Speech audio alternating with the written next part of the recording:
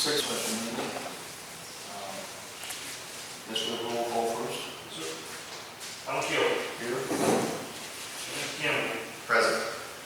Robert Thomas. Ray Wells. Here. Mike Gold. Present. Trevor Long. Diane Schultz. Here. Jim Coleman. This time, the pledge of allegiance.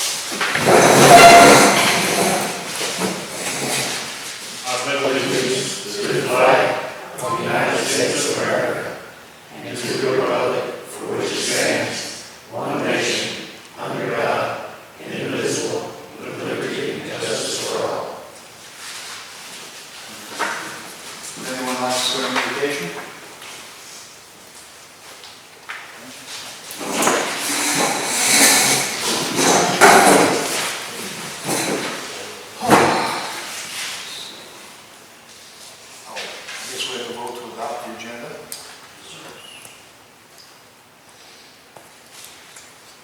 I'll make a motion to adopt the agenda.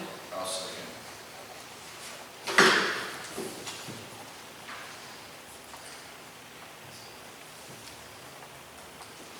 James Campbell. Yes. Ray Wells. Yes. Mike Gold. Yes. Diane Schultz. Yes. Jim Zucker. Okay. Well, the first thing on here is new business that concerns our office equipment. There's a gentleman here from marco.net.com. Anyway, short story.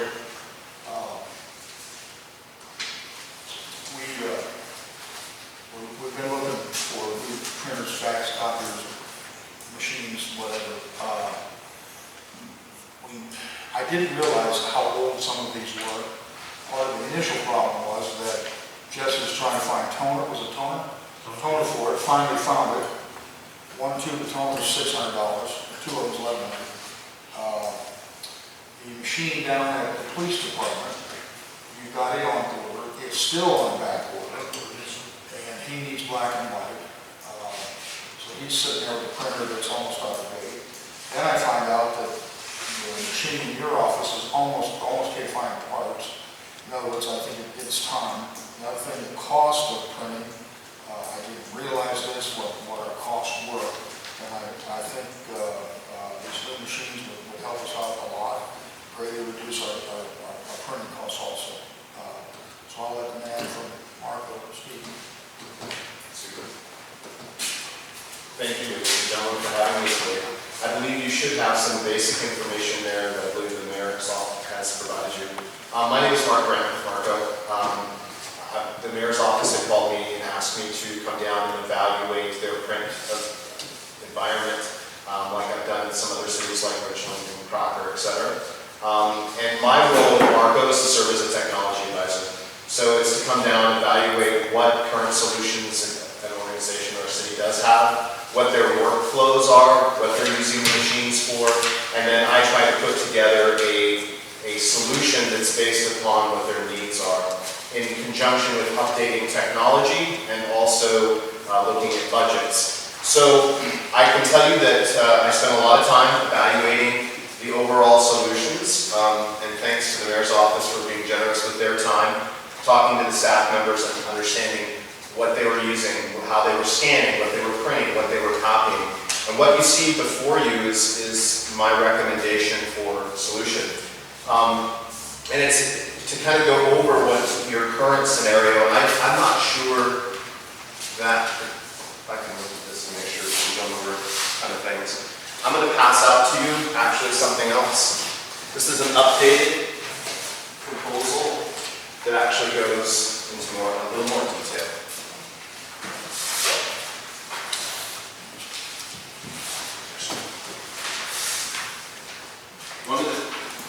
Going back to your current solution, real brief, I'll try not to take too much of the process time, but basically you have very old things.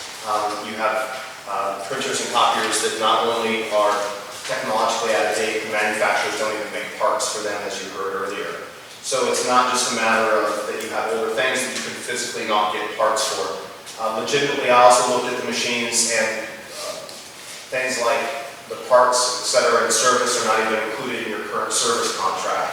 So there's so many variables in there. So looking at the current solution, it is older, but looking at cost-wise, we're on average from what we can gather and the research we did, we're almost spending almost $430 a month for your current solution, which is so outdated that you can't even update Windows 10 to get to these machines. So again, we think that at this point an upgrade is needed. Looking at this particular solution that I have for you, we actually have two copiers that I would recommend. One is, they're the same model, one for the city and one for the police station, with some little bit different caveats. For instance, the police station doesn't need to have staple finisher, all of those things, all the fancy bells and whistles. So we looked at what each office actually needed. We also found out that we had some other smaller machines up front, for instance, that were not the proper machines either. So I've got two small HP machines in here that are multifunction that will improve the workflow for up front. Now, take into consideration with this particular thing is that Marco has access to national and state contracts. So I'm able to access those state contracts for pricing, which not only help with the cost of the actual equipment, but also with the service and supplies agreement that goes along with it. What you're seeing below with regards to price is based upon a couple of different variables, either a 60-month lease of the hardware or a 36-month lease of the hardware. And it also includes all the service. So the service, parts, labor, toner, everything is included, including the hardware, into one cost. So you have one bill. The machine breaks, you call Marco, we come fix it. If you need toner, you order from Marco, it's included in the contract that comes to each one of these 4 machines. So you're looking at an all-inclusive, updated technology solution. And if you're looking at the cost down below, we're looking at almost $150 to $200 a month savings over your current solution with updated technology. So you're getting scan capabilities, faxing capabilities, print, copy, etc. Mr. Mayor? When you were talking about that, the two toners, the toner for the police department and the toner for the clerk, and then there was another machine that had toner or material stored. You were up to over $24.65 for the year for those 2 machines. So the way that Marco does it is that by accessing it, we know that your volumes, the service and supply rates, you'll notice down below, for instance, it says KM black and white prints included per month, and it says cost per copy. What that means is your service and supply agreement is only based upon what you print. So if you printed 100 black copies in a month, you take 100 times 0.008 below, that is your total service and supply bill for the month. So that includes all your toner, all your supplies, etc. So you're only getting charged for what you print, if that makes sense. So it helps out with that national contract, having access to it. You're really up to your own destiny. However, I estimated for you, based upon an estimate of what we're using of 8,000 prints, it'd be $64 a month per toner for those 2 huge machines. As opposed, we just heard, of several hundred. That's at your .008. That's at my .008. So to give you a relative example, the HP that you have up front right now costs 3 cents every time someone clicks print, as opposed to .008. That's because those models that we have are what we consider residential models. In other words, we ran to Staples and grabbed one, and they do really well for the cost of the hardware, but certain supplies, HP is going to get their money one way or another. So over time, because it's just a residential solution, your supplies are way high. So we're looking at a vast cost difference in toner and a vast cost difference in supplies. So hence you're kind of seeing the price savings there. So looking at those costs, this is all inclusive. So you're looking at $240, and then you see the $64 estimate. So really you're looking at $300. Does that make sense? Because I've done an estimate of how many copies per month you use. But again, that could be lower. If you only printed 100, it wouldn't be 64, it would be less. So, and then for the 2 small HPs that we would get, I do have included in the contract already 2,000 prints. So those are actually already included in there. So we're getting a lot more prints for our actual dollar. But more importantly, we have commercial solutions. It's very important to understand that because commercial solutions, especially for cities, are vastly important. If you look at that picture of that copier on the front, and you'll see on the top where it has a document feeder, a little tiny HP cannot scan hundreds and thousands of documents every month and keep going and become a throwaway. Commercial solutions are built specifically for this type of printing, this type of copying. So we're talking apples to oranges compared to what you have now, so a much better upgrade. I could probably be here all night and these people would be very angry with me, but I'd like to answer questions if you have them. But these two Konica Minoltas using the state contract are the same machines. For instance, the City of Richmond has a Konica Minolta that they use for utility billing as well, taking advantage of the national contracted price for the service and supplies. So you're saying that the collector's office and the court clerk's office can use the same model? Correct. Okay. So the the police station, Would be the same as the same as the machine. Okay. And what we try to do is realizing that our plan of attack here is to do all of our major project printing using the big copier, right? Because it's .008. So the HP copier up front, the other HP copier that we put back, the printer we put back here, are only for those task printing jobs.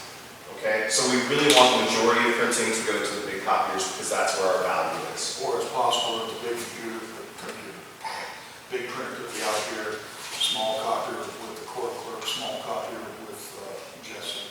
That's another possibility. If I remember right, you had talked about that those machines, those small ones, were $9 some odd cents a month on a Correct. or a contract. Right. So the small HPs are only $9 a month for the lease of the actual hardware over time. So, and we're getting 2,000 prints within these contracts to share between those two machines, which is plenty of volume for the service and supply. Is that what that $30? That's what that $30 that's included in that. That's what that $30 is for service and supplies and for toner. But not per machine? No, that's included in the 240 or the 3. So if you had two machines? It's $18. Yeah, okay. That's included in that amount. I have another question. Sure. When these machines become obsolete, what is the cost for upgrade? So that's a great question. So what happens is the majority of municipalities are on a 60-month lease, first of all, because technology tends to upgrade every 4 years. Actually, it's 4 years, but 4 to 5 years is standard for copiers. What we normally do is none of my leases go full term.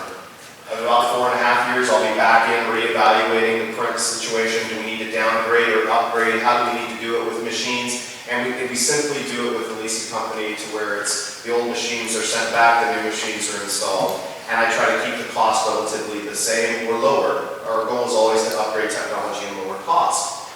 So it's basically out with the old, in with the new, and we keep them on the cycle that way.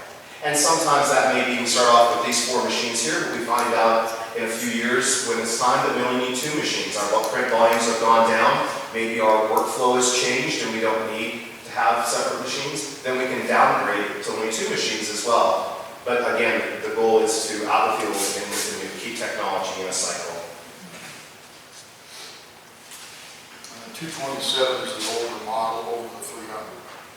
Correct. So one of the other great things about the BizHub C300 that you're seeing there, this is a brand new generation. It just came out last month. What that means for us is we're getting the latest and greatest. So we're not already behind 2 or 3 years in technology. By the time we got the machines, we're right brand new, which is great. I will also tell you that Konica Minolta is, as far as quality-wise, is recognized as by a third party as the best copier company currently in the marketplace. I can tell you that Raleigh Public Schools has all 50 of them in their school district and love them. So Konica Minolta is a major brand. Well, and I got your name through the ambulance because they have a Lexmark, but I think, if I remember right, the Lexmark was quite a bit more money. Sure. So Marco doesn't just sell Konica or HP, we also sell Canon, Lexmark, Sharp. We sell multiple manufacturers. But as a technology advisor, my job is to look at what solution fits best in what environment. And also looking at keeping national contracts and costs as an issue. So for instance, Lexmark, the ambulance district has a Lexmark, however their cost per copy, they don't do even close to the volume you all do. and their cost per copy for their service is a little bit higher because of that. Okay, but they don't do the volume that you all do. So each environment, my friends, is different. So I take all of those things into consideration. Utility billing would be very difficult to do in mass volumes every month on a small machine. You go through that machine in 2 seconds. And after the first 2-3 months, you have service issues. And of course, it's got color capabilities. Color capabilities, which was important, by the way, to the police station because of evidence. So they need to be able to have color photos, etc. All of the machines also have scan technology, so of course scanning is important, and all of the machines have scan technology. Additionally, the price that I've also listed also includes professional install by my staff. So our guys come, they do all of the install, professional install, and training at the same time. So that's all included.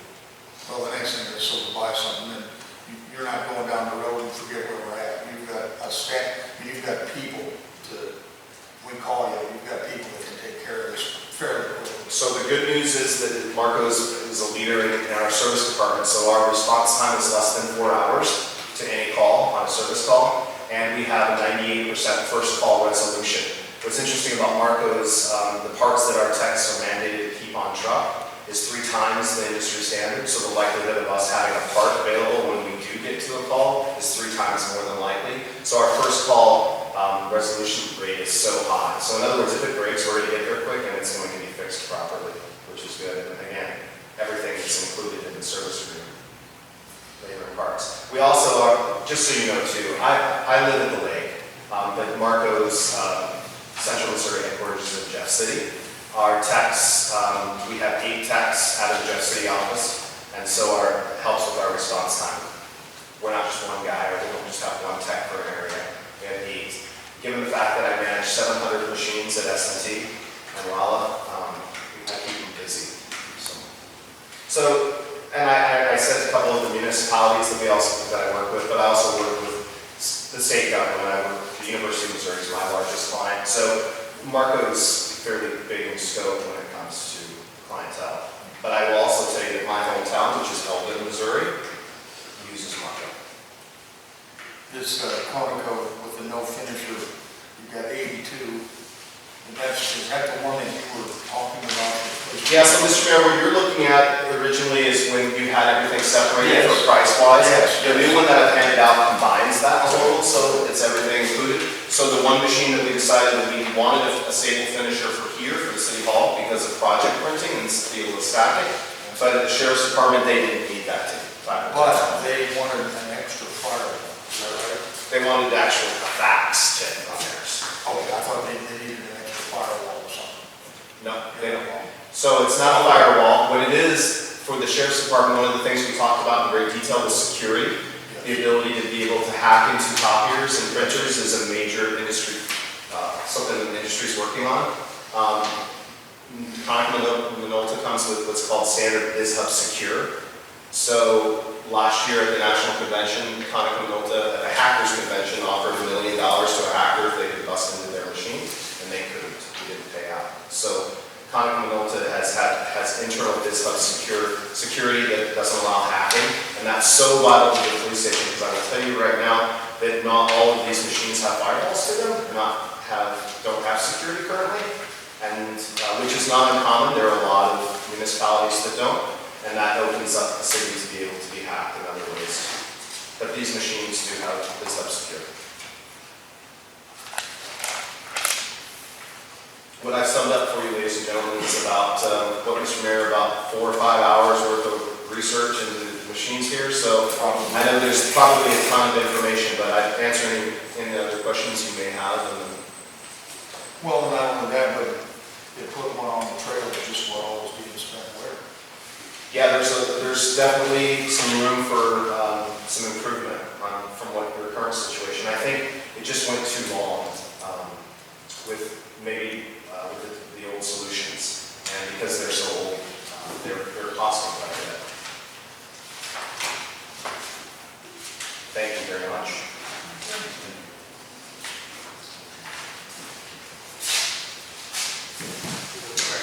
Any discussion on that? What's that department right now? Any thoughts? Yep, councilman's. I know it's like drinking out of a fire hose, believe me. So we're looking at, We sat there quite a while, and I know a lot more, I think I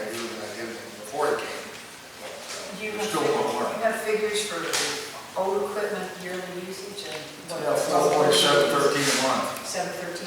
No, 447. 447. I took everything all We're paying together. what now? Huh? We're paying what now? Well, you got $447. This is what I can come up with now. The hall, that hall one, it's just a copy. The court clerk owns her own, Right. that's her printer. So we don't know what it's costing her to print. The one up in front is owned by the old clerk, the old collector. But we're still getting charged for it on, still getting charged for it on that. Okay.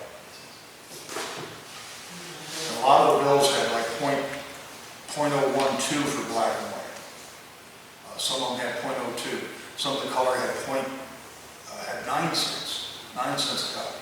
This was here. It was 1 year, one month, 6,200 black and white and 2,000 color. I don't know what they did, but there it was.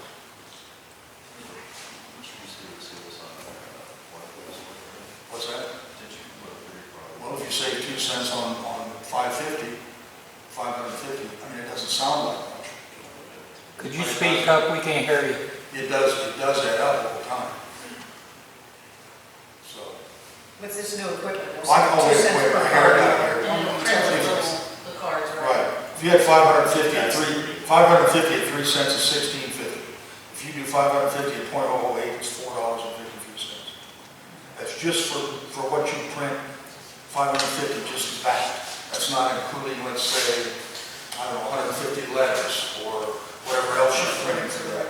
The other thing I found out in reading here, they were collated. In other words, you know, when I got those code books done, you hit it 6 times, it'll print 1 through whatever. And the one he's got in here from William stapled, Yeah. you know. Now, does it have the finisher where it folds and does all that stuff? No? Not that big, we didn't go that crazy. We Okay. could, They probably don't need that. no, We I didn't think think so. based It's upon my just the same evaluation, thing as the- Yeah, and the sorting. Yeah. it's sort of stable. What was the other thing about being able to do Group scanning. what's that? Group scanning. So if you have a document that you'd like to go ahead and scan, you can have a button that's set up that says, for instance, City Council. So when you put it in, you hit City Council Go, it will automatically scan and email that to all of you. So all this information you got on email, one punch and we're And done. it's under the- Yeah. So these are all little workflow functions that just help them out. The little things I never realized, I just didn't have any idea. Really didn't, you know, because I don't use them. I like the idea of Just all the information, it'd be easier to get it out to everybody, so What's that? I think that's a good idea, because it'd be easy to get all the information out to each and every one of us. Well, also, the way I understand it, everybody in here would have their own number. So if whoever walks up to that big printer would punch their number in. Not that it's critical, but what that does is keep track of, let's say, what Jesse prints or what Lou prints, and they can tell you at the end of the month what they printed. Yeah. If they need to print more, if they need to print less. You're probably more familiar with this than Well, it I probably am. keeps it from somebody walking in the door and making 100 copies of their personal stuff and walking back out. That's exactly right. Because that can happen. That's exactly. Like March Madness time comes, a lot of people print up their pools, so. Well, I like the idea that we've got firewall attachments. Yeah, BitSub Secure is not going to allow people to be able to access you. See, the biggest issue is most of these machines are all networked. So if they want to get into the city's network, the easiest way is to go into a printer or a copier. Because those typically, in the old days, didn't have any type of protection. So now that BitSub Secure blocks that access. That's a whole other conversation for But I like that conversation, because that makes it even more secure, our information. Well, is there anyone that entertain a motion for approving this lease agreement with Marco today? I have a question. Yes. Have you talked to Richland or Crawford, Yes. and are they satisfied with the service that Yes, they they're are. receiving? Matter of fact, I talked to Karen this afternoon. We had a discussion about more than just copying and printers. That's a whole discussion. I won't bring that up today. And it wasn't anything bad. I was just picking their brain on how they do things and what they use. But like he said, I found out, you know, everybody's situation a little bit different. And just for a point of information, last week we had a mayor's meeting. Every mayor from Pulaski County showed up at the hub. It was kind of like going to the in-laws. We sat down, we had dinner, and then we all started talking about different things that were going on. Well, I can tell you, we're not the only ones that got problems. They've all got some problems. Maybe theirs are a little bit, what do I want to say, grandiose, or maybe it's a little bigger problem than we have, but they've still got their share. And we talked from everything from tornado sirens to what they were doing at the airport to, what was it, to the fax copiers machines. Like that. It was pretty interesting. And we'll probably get together, I think maybe in another couple months. So, but they did tell me if there's anything that we need, give them a call. So I reached out to her and we talked, I don't know, probably half an hour, 45 minutes tonight. Yeah. But they're very satisfied. And the other thing about this, the thing that caught me was, he's got a machine in there, you can't even get parts for it.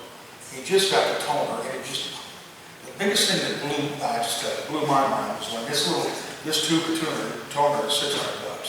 I'm going, what? Now 2 of them over there on a deal for $1,100. Well, that's fine. But now you got 2 of them.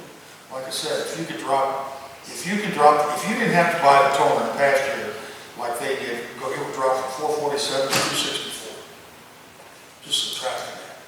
And we're not far off from here, and we'll have as many machines as they've got, and we don't have to worry about whether they're going to go bad or not. That was the key thing for me.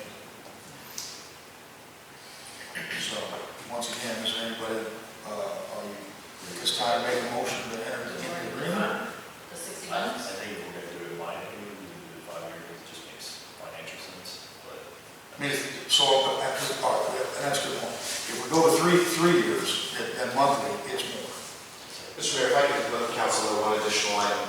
It's been brought up in the past too that because we're entering into a 5-year, different administrations come and go. Should there be a problem in the future? One of the documents that we do have signed is also the government, it's called an SLG addendum. What that basically means in future years during the course of the lease, should the city financially there's a new administration and financially find out that they can no longer afford that, the leasing company will let them out of the lease. It has to be for a financial reason, but they understand that different administrations come and go. But I would concur with the 5-year, simply because that's the way the technology turns anyway, and you're also at a lower cost. There's an automatic renewal, right? You come back in 4.5 years. Yes. Here's the thing. So to answer your question, all leases are automatically renewed unless you tell us otherwise. Okay. So my answer to that is I wouldn't allow that to happen because we're going to want to sell you new copiers again.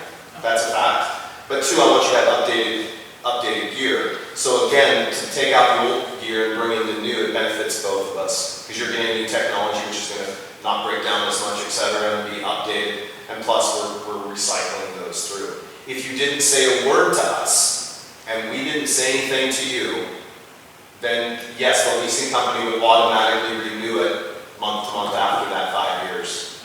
Does that make sense? Yeah. Until you write a letter of intent to the leasing company saying we no longer want to have this lease, and usually it's a 30-day notice. So I have a question. Are you going to take the old copiers and If give you us ask some? really nicely, I would. Yes, we can take them, they're of no value, but we can dispose of them for you. But So we there's no have the option to keep them if we want. Of course. Yes. If you'd like to keep them and put them into another area and use them until they buck you, or until you run out of toner, absolutely. I think what you'll find is we've got 2 that don't work now. For sure. So, especially with this big one that's out here in the hallway. So anything you'd like for us to recycle for you, we would be happy to take that. If there's something you'd like to move to a different department or to a different area, you're welcome, of course, to do that too. The only thing I would not suggest, and I do this with all my clients, is don't think you're doing a great service by donating it to a church or to another nonprofit, because they will end up with a headache and a cost. Because about the time they run it, they will break down, and it will cost them more to fix it than it's worth. So, although that sounds good in theory, you're just passing on another problem. But it's not our headache anymore. That's right. So if we could save $100 a month, that's $1,200. We could save $150, that's $1,800 just for what we do on a daily basis. And there will be no problem with water bills if they would still be on the card? Yeah, so the city of Elton, they actually print on the cards as well, and they use my copier. So we can still maintain our current way of doing things. There were some experiments, some cities done some experiments with not using the cards, but just doing it on regular paper and folding it, put it into an envelope and sending it out. In fact, one of them even got that folding stapler, so they could tri-fold it and put it into an envelope. But what they found over time is with the envelope costs, they weren't really saving anything. 55 cents for the letter. Right, right.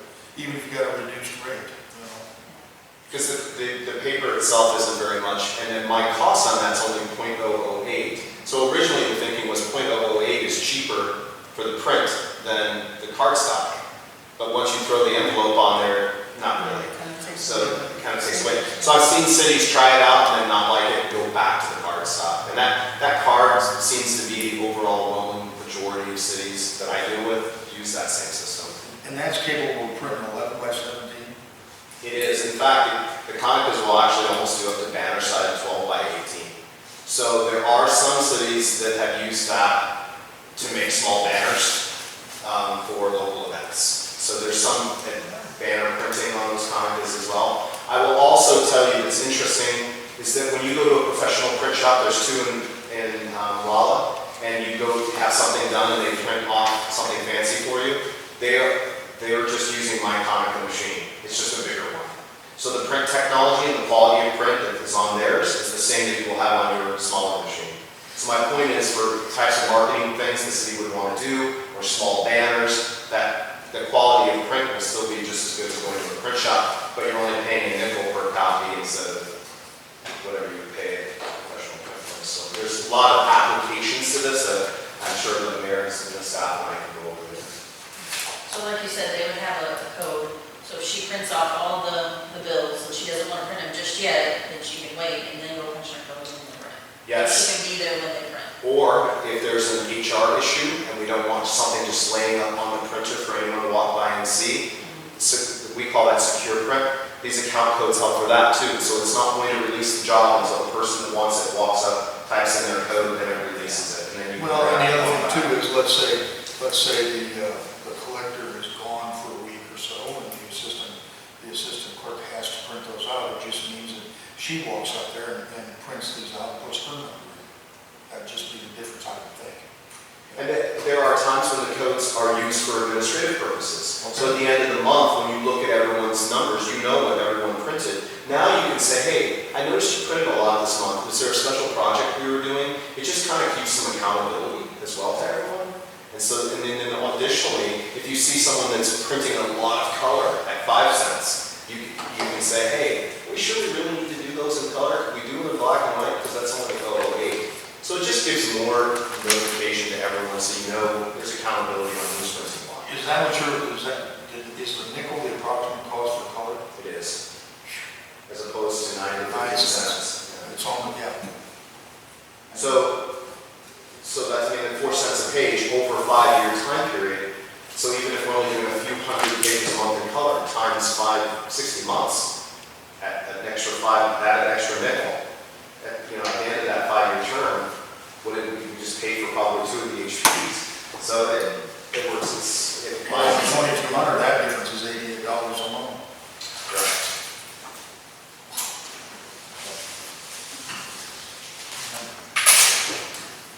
Any more discussion?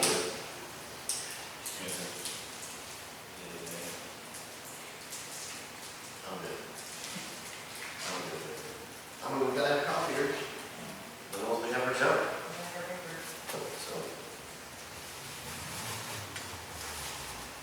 Well, actually, it's a bundle deal, that's what I like. You don't have to go through all different vendors to get paper and get tethered and everything else. You go through one person. Totally not. How long? It won't matter now. When I go there right now, Oh, I'm sorry. about 1.5, 5 months, maybe 6, depends on what you're printing. I normally do it for 2 in a year. Really bought those? I'm down to 1 left, so the other been on. Like he said, we can put it someplace. It's a duplicate only, right? What I see him do is he'll take, like this stuff that was sent email. He'll take, he's got a scanner, which now you won't have to do that because you have different machines. Well, usually he'll scan that in and then that'll go on the internet, but also he has taken stuff off the computer and then it prints on, it prints it out of on that machine there. So, So we could use the rest of the time. what's that? We could use the rest of the time, because you remember, we're only paying them. You could, I only put some music. That'd be great. because keep in mind, he got the small printer is what he would have. He's not gonna have the big one, it'll be the small. Your workflow will be towards the big, from what I'm able to gather, your workflow will be towards the big one, the one that's most cost effective for all printing. Talking about that, how about the, during the winter months, it's cold in here. How much is that gonna affect if that printer's out there? I don't know. That's a very good question. Depending on the temperature of this hallway where we're going to put it, it may be a scenario to where we need to bring it in here. Because it can't, That's why that printer was moved in here, because of the cold. because of the cold. So that may be something we have to look at. I would have to talk to my technicians to see what the temperatures are on the Konica, what it will take, what it will stand. I don't know what the temperature is in this hallway, but I think the worst case scenario is we'd have to move that one into the room too. Well, you see, this isn't heated. Right. Another thing too, 6 months ago, there was no air conditioning in this room. And it is set up for heat. And it's set up for air, and it's got a heat pump on it. But the heat pump, as we know, you get down too cold, it doesn't work. So there is another issue, that's on the list, a possible furnace in here somewhere. We may even put it back there. I know I'm veering off of course, but that's another thing on the list, which is down the road. We'd like to be done before fall. One of the things to mention too about the machines, they have so many machines right now, folks, that you got a scanner only, so you gotta go scan it here, then to print it though, you gotta walk across to the other room to the only printer. Then to make a copy, you've gotta go to a third machine. So our also goal with this is to consolidate those functions so that everyone has access to those functions without using 4 machines for the same job. And walking is the best thing for your health, just like you guys know, from a health department standpoint. Now, what? Thank you. For me, it needs to be on the other end of the block. That's why I'm not in my office anymore. The ultimate goal always too is to have centralized print. So if I could put just one machine in here, that would be ultimate, and that's what most we try to do. Unfortunately, with their workflow, because she's dealing with clients right up front, she can't walk back to print out a receipt. You have to make some concessions, but ultimately the goal is always to have centralized, because that's always not only the best for exercise, but it's also the best cost-wise. Fewer machines, the cheaper. But your health, man. Any more discussion? Anybody want to make a motion? I'll make a motion that we make this investment in these machines, these copiers and printers. Enter into a lease agreement with Marco? Yes, and I'm going to lease agreement with Marco on a 5-year term. Okay. I'll second the motion. Mike second. Rachel, Yes. I vote Yes. Mary Wallace, Yes. Anthony Kennedy, Yes. passes 4-0. Motion's passed. So we can get with you, Thank you. and We can get that. hopefully sooner than later, but when you can. Super. One thing now that it's over, I wanted to mention this. I did not want to mention it until it's already passed, so it didn't come out as salesy. I thought you were going to But Marco, there is currently right now a rebate offer from Konica Minolta for just getting out old machines. So we are going to offer the city back a check for $500. And I'm hoping to make that 1,000, so you're gonna have to give me a second. It's either gonna be $500 or $1,000, but that will come also paid back to the city as a thank you, but in the form of a check. But I didn't want to state that and have that be the only reason it sounds salesy, like if you do it tonight, I'll give you $1,000, so I wanted to wait till after it voted. But just know that that's forthcoming, and that's through our partnership with Konica Minolta and for new clients like yourself. So thank you very much. Appreciate it. That's good. Thank you. You're welcome. Take care. Feel better, Anthony? I like that better, didn't you? Yeah, that was big for the going forward. For a whole year. We don't have to worry about the old machine now. We're on old business. I think we emailed everybody the updated medical marijuana ordinance that Jeff Thomas had worked on, and added in here a section on dispensaries, if I remember this correctly. I can just find it on the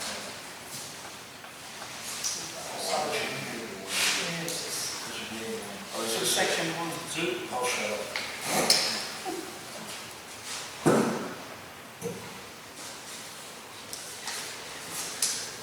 Now Jesse is this ordinance independent from the growing, or is the growing with it? I don't know. I'll see. We are using it. Do you have a copy of that one of these? I think that other one was from him, for growing, the building side, the growing side.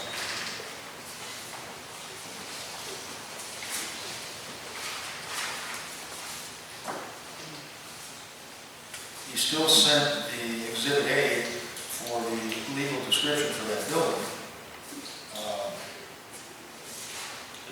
It says if you read section 1, authorized placement of dispensary as well as cultivation. Okay, so he has combined it. Yes. Okay, all right.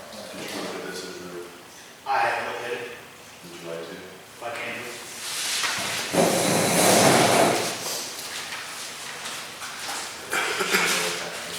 What's that? It's the bottom. Okay.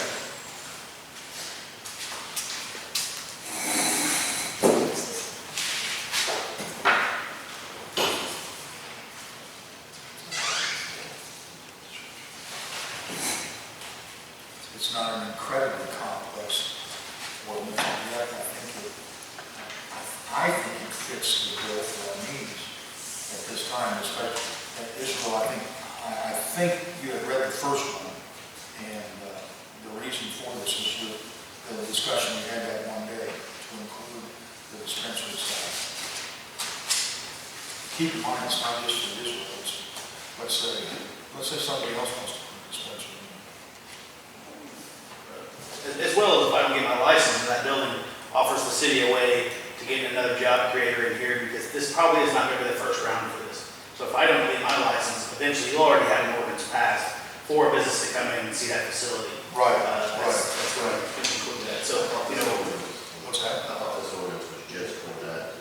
It is. Just for that location. For that location. do you know where, in here, do you know where the inclusion of the dispensary is at? Right, I think it's in section 1. Yeah, City of Dixon. I'm like you, I think Read I section read 1, Mr. Rule. It's in the first sentence. of Yeah, that's section City of 1. Dixon. Okay. So this wasn't in the heading. It wasn't in the heading, okay. It's not in the heading. Honestly, I thought it was a totally different ordinance from the one that we had before, but he has, Just the inclusion of yes, it. it's been explained to me, it has been combined. Yeah. Okay. Is that sufficient? I believe it is. You know, so I read over this a couple times and I rechecked against the rules and regs, right? So the only difference is that the fence height is 2 foot higher than what rules are in state. So that's just an extra, that's no big deal. That's just a security measure, and I don't have any issues with that. Nor would I imagine anybody would. Well, and as I said before, Jeff Thomas drafted this. One of us probably could have sat down and poured through the MML literature and looked at other stock medical marijuana ordinances and possibly drafted one. But even with that, you still have to put it in front of a lawyer to make sure that the T's are crossed and the I's are dotted.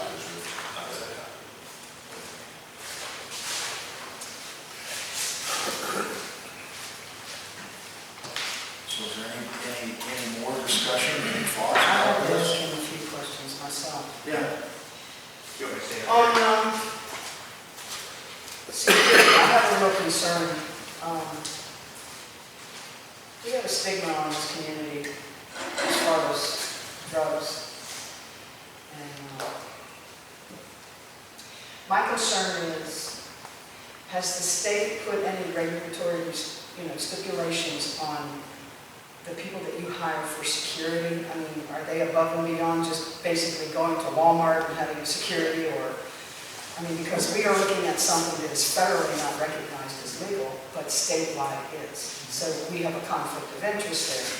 So on the security section, security personnel And I'm talking about people and that, training? yes. Okay. So on that, the state doesn't have a regulation on that, but I I will tell you that nobody in their right mind under their own insurance is going to put an employee in jeopardy. So the first action is the security guard is an observer, is to observe and report, not to take somebody down, mace somebody, play laser tag with the electric shocker. It's not how it works. So, No, my concern is the security of the product. okay, so security. It's not so much. So security Because I know measures that you have are to meet very certain strict. standards Yeah. that are required by the state in order to maintain that building and secure that building so that the product is not jeopardized or compromised. Right, I understand that. so on the product side, so there is going to be provisions on, it's kind of double security measures, so you're going to have security personnel at the entryway. All of the doors will be locked at all times, except for an action of an emergency, whenever somebody was at the alarm that will unlock the doors, for instance, fires, and all of that building is sprinkled throughout, so that's not the biggest deal. So security measures, any product that is in process is going to be double doored. So for instance, the first door is a pass only. Somebody can authorize you to go through, but otherwise you're going to have either an RFID card, chip, something like that, wristband that has RFID in it to the next door. And then each door after will be secured by provision. So, I may be office personnel, but I'm not able in my provision to go into a flower room, for instance, only access personnel. So I can maybe get into the hallway, but if I got through both other doors, all right. But I probably wouldn't be able to get into a flower room or definitely not into the vault. The vault has to have 2 people to go into it. It has to sign every time they go in. And so that there's no deviance, no thieving, no theft. Diversion is what they call it in the local diversion. So you're Who saying set all there's- this down for you? What's And that? everything that you're talking about, these rules and regulations, who stipulated those? That's the state of Missouri. That's the state, okay. I thought that was, but. Yeah, that's under the security. So in other words, you're telling me that there's probably some places that you as the owner would not even have access to? I highly doubt it, but maybe, potentially, yes, of course. Because then my next question might be a little intimidating for you, but I don't propose it to be that way. But if you're requiring your employees to have a certain outfit that they wear when they are working for you, and then they transfer into their street clothes, and then, is there anybody that's going to check on you to make sure that you're not compromised? Because, when you get into situations, not listen to me, when you get into situations, when you start making money, things start looking a whole lot different, okay? And sometimes your credibility can become questioned, okay?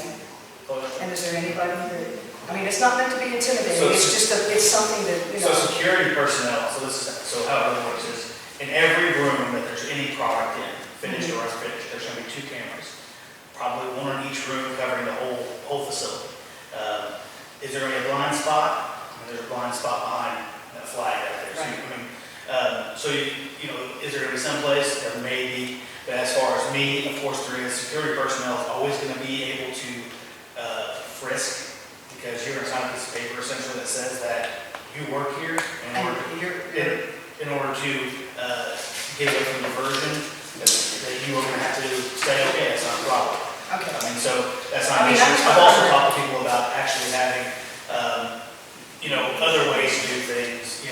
When you come into the facility, before you go to the rooms, you're going to shower. Okay.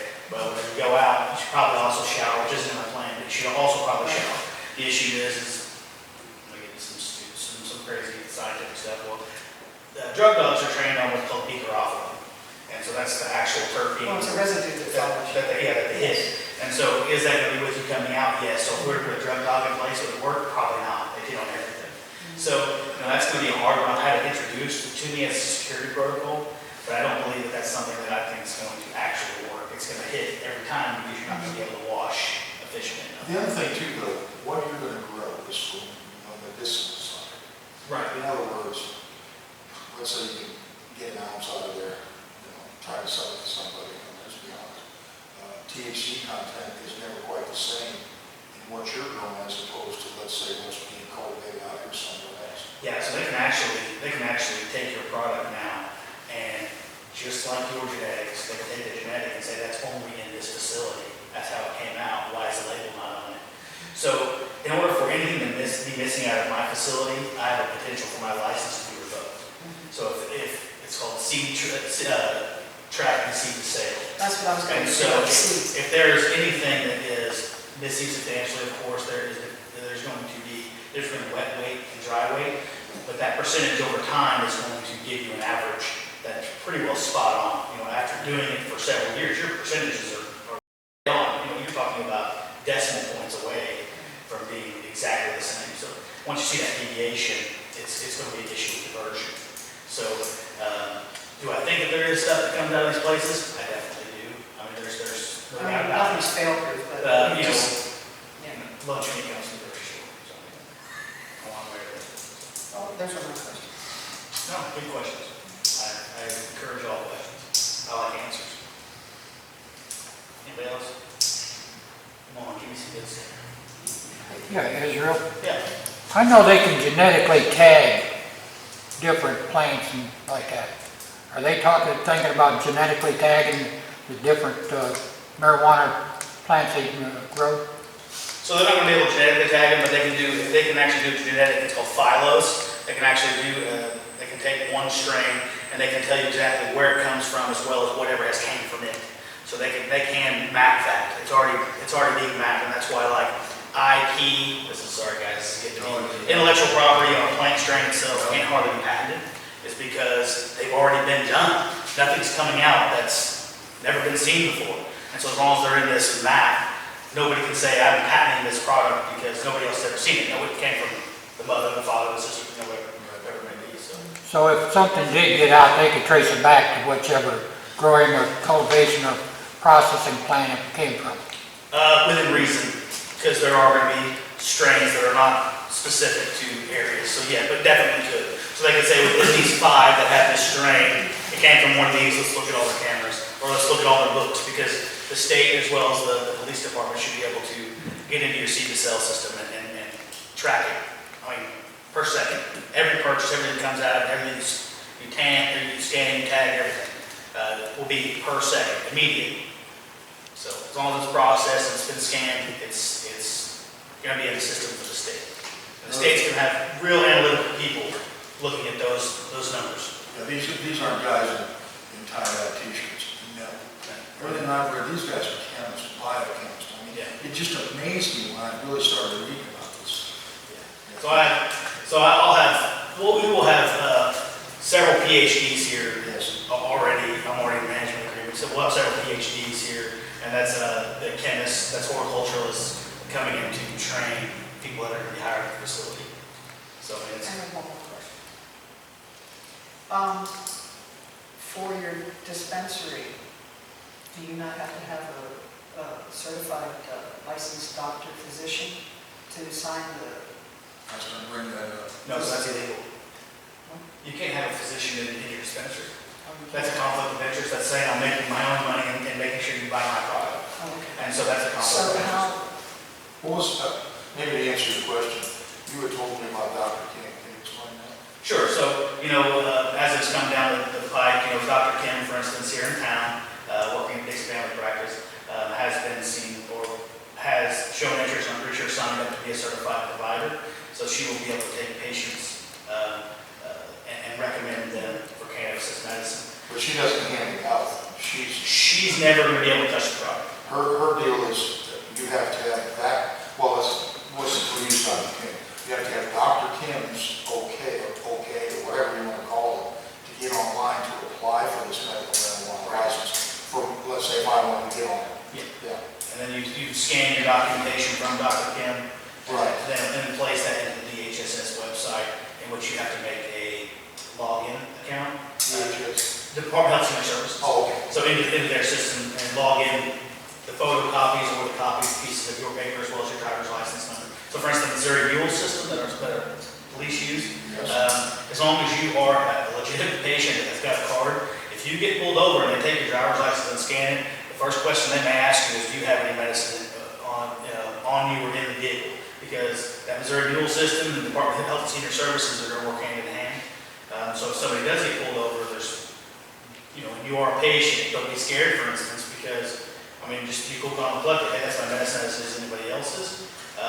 All they're going to ask you is, may I see it? That way they got this proper label, has your name on it, you have the proper underweight, which is generally going to be a 4-ounce weight limit. And so they're going to make sure everything's kosher and everything should be good. But Mule's system and the HSS are going to work together. So just by your ID, they're going to know if you have a medical marijuana card or not. So they'll pull somebody over, smell something, and then essentially harass a patient. Well, another thing, doing some more reading, the bulk of the people that get this are 55 and over. Yeah, so demographic, and really the reason why, it's pretty simple. Demographic is 55 and older are generally already experiencing a product, maybe not as it is today, but what it used to be. 2, they have expendable income, so this isn't covered by insurance, right? So am I going to get a $2 prescription, or I have to go out and pay out of pocket? A $2 prescription, for the most part, is what people are going to do.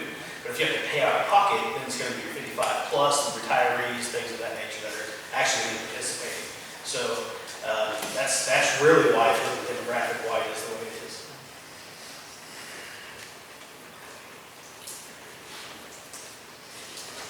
Come on, that table.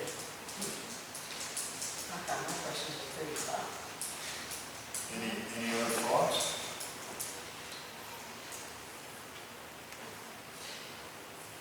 Will the council be privy to maybe doing a walkthrough before you actually generate the? Council probably privy to doing a walkthrough prior to any plant material being in the That's fine. facility. Yeah, that probably would be an issue, though. Then we can have an actual, Ribbon cutting? we could have an actual, yeah. We'll see, we'll set this application together. Guys, it's a lot tougher than what people think, I'll tell you. You know, there's 175 cultivation, 80 some odd manufacturing. There's over 300 dispensaries applying. And, you know, if you're only going to get out 60 cultivation, 86 manufacturing, and 190 dispensaries. Well, the other thing too is this isn't tax, this is a law right now. So I will tell you about your neighboring communities real quick so everybody understands what's going on in Waynesville. Waynesville probably doesn't understand it themselves yet. So Waynesville right now at their industrial complex already had one person speaking or vying for a location there. The bill is already there. So currently they have 2 more businesses vying for a location in industrial park. If they can apply and get their paperwork in and get an application. So it's LOIs, letters of intent, to go there. The reason why is the city of Waynesville and how the demographic runs, they have a lot of federal employees and very few civilian employees. Most civilian employees they do have are unemployed. And so their demographic is, let's say, the same as Jerome in population, employment rates, things like that. So you're actually getting 30% additional bonus points to go to Waynesville. 30% on top of your total score. Now 30% on top of 1,000 is 300 points. That's substantial. There are 1,500 total points available. So you could write a really terrible plan and still get your license by using the city. So I'll just let you guys know how these demographics are panning out and why the industrial park are actually Dixon demographic, I called the state, and we don't touch it. We're at like a 46 to 49% employment rate, somewhere in there, and that wasn't sufficient enough for them to. So if everybody quits their job, they'll qualify. Yeah, I guess so. I guess what it is, we have a lot of older population, a lot of younger population, but very few working within the city of Dixon. Because it's 16 and over, and 65 and under. So that's the demographic we use. U.S. Census information. Just to outfit everybody, that's why Waynesville a little bit better than that. Why they want to hear about. Yes. Did the council have to address how close it is to the church state, or has anything been done with that, or does the council just get to decide that? Essentially the council gets to decide that. And I guess the council can actually speak for themselves, but the council gets to decide any distances. I just didn't know whether you had any more contact with the church. So I have contacted several of their members. I actually tried to contact the pastor when he was on vacation, and then my vacation came up, so after that I didn't really get to coordinate with them. I do intend wholeheartedly on doing a presentation. I've already spoken to several church members. You know, that way, no matter what, we're out in the open, everything comes from the horse's mouth. It's not hearsay, it's not coming from a paper, it's not coming from anything, they can ask me as many questions as they want to. So to be open and honest is my main thing. You know, I've already contacted my bank, I want to make sure they know that I'm not in the gray, I'm in the black and white. This is what I want to do. So with the church population, you know, and I totally understand where the questions are. I just want to make sure that they know that if anything, we're going to make their facility and their church more secure. Right, So it's a big thing to need to talk about. right. Thank you. Definitely. Good. Any more discussion? Anyone jump on it? Sorry.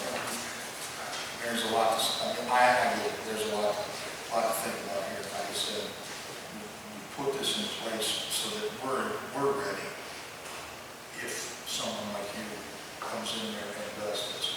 If we don't do anything, to me, it's like the Wild West. You can very well do whatever you want to do. And we wouldn't have really much of a say in it. Do you want me to talk about some other things we talked about the other day? Yeah, if you want to, You want me to address that right here? Sure. Okay, so, June 28th, the state of Missouri started taking patient cards. So patients right now, as of June 28th, can be prescribed cannabis, the prescribed, recommended cannabis. It's don't ask, don't tell, so wherever they get it from, the state's not concerned with that. The issue is, while it's in possession of a recommended patient, it's totally legal, as long as it's in their possession. So, by saying that, that means if you do see something going on, whatever, you know, they could totally be a patient for one. Number two, the big thing is this. Nowhere in the amendment does it say that you cannot grow next to a school. It doesn't say that. Federal government have to come down on you for that. In the amendment, so if I am a patient or a caretaker, I can technically grow in my house right next door to the school. I can go right next to a child care facility, I can go right next to a church. It wouldn't matter one way or the other. I'm a patient, that's mine. So, you know, I did bring it up to the mayor the other day about, you know, maybe looking at some potential cultivation ordinances for personal use. I'm not trying to be strict on anybody. I'm not trying to cut out from, maybe think I'm trying to cut out from potential issues with my business or my potential business, but that's not it. My main thing is patient concern. So I don't want the patients to, one, be harassed, and two, I don't want the city to be bombarded by phone calls. So for instance, there's a patient growing a block from the school or a block from a church or a block from a child care facility, and the city proposes an ordinance that would state that anybody that's going to home cultivate has to be registered with the city, for instance, for free. Then that way if the city gets a phone call and says, okay, it's on the 400 block, east side, house number, that the police would already know that's a home cultivator. You know, I can just reply as, you know, ma'am, sir, that's a home cultivator, they're legally allowed to do that. Rather than saying, sitting on top of or harassing a patient 100 times, right, or even once. So it's good to be out in front of everything rather than behind everything. I think the city council does a good job of that, about being out in front, just as Waynesville was. And so, but we have to look at this as, you know, we want to be compliant as a city, we want to be compliant with the state rules and regs, but we also want to be knowledgeable. Okay, we want to make sure that the city isn't getting harassed, because that's what's going to happen. If somebody makes 100 phone calls to the city and the police aren't doing anything because the police are saying my hands are tied. Well, the other thing too is you were talking about, let's say some kind of 400 block letters and go up growing. It's not like he's got 4 plants in the backyard that he's mowing around. That's no. Right. There's restrictions to that, access. Yes. And I've just read a little bit on that information. Right. There's a lot of restrictions. And so, you know, if it is a home cultivator, they have to have it to where, for instance, the neighbors can't see it. That's one of the issues of it. So, you know, for instance, you're going to build a higher fence, you're going to build a higher privacy fence. And so can't see it, you be secure. So you're either going inside a home, maybe inside of a dog kennel, or inside of a greenhouse. But the dog kennel will have to have a top with sides on it that you can't see through. And the dog kennel will have to be secure with a padlock, for instance. So things like that are in place. They actually have to be approved by the state to cultivate a home with their security protocols in place. But I just want to make sure and let everybody know that, you know, it's good to think about what's here but what's coming. It's here. You have fewer patients probably going to have a card here, but it's coming. I mean, your neighbor is going to probably have a card. You should just think about it that way. If so, I'd like the city to be ready and say, okay, we're going to be proactive. We're going to create an ordinance that says that, hey, we want this is not a HIPAA violation. I mean, this is in order to protect you, if anything, as a patient. And that it would be, for instance, free to sign up, that way you guys have a demographic, a spreadsheet showing who's cultivating within the city limits.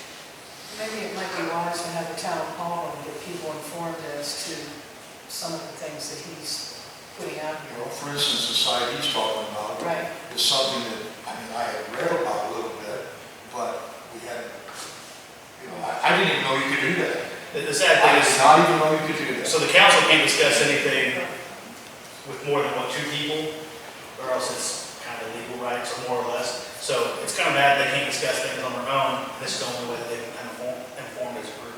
But Well, we could have a workshop. yeah, but I think it's good to be out front. Either town hall workshop, something, Yeah. something to inform the community if this thing transpires and, you know, does come into play.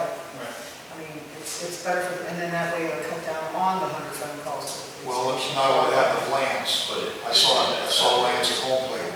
When he came down, he had some things that I hadn't thought of. And he brought up a lot of good points. And, wow, I told him, come on back, I want to hear some more what you got to say.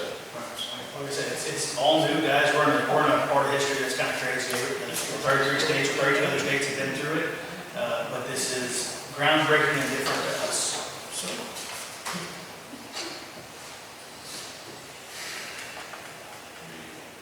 Ready for, Any more discussion? Would anybody entertain a motion for this? I'll make a motion to update the ordinance.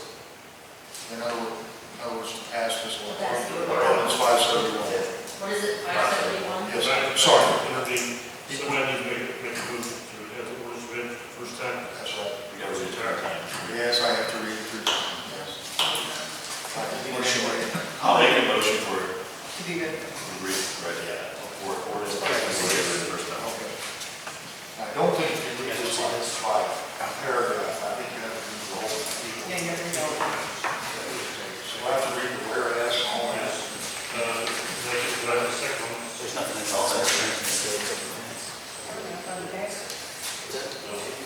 Roll call vote. Anthony Campbell. Yes. Mary Wallace. Yes. Mike Hall. Yes. And I vote. Yes.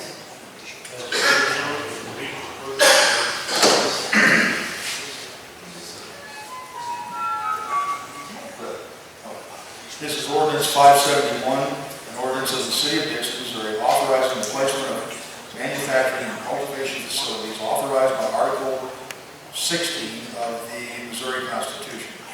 Whereas the voters of the state of Missouri approved Amendment 2, which amended the Missouri Constitution by adding Article 16, and whereas the city is allowed to restrict or allow certain facilities under said amendment.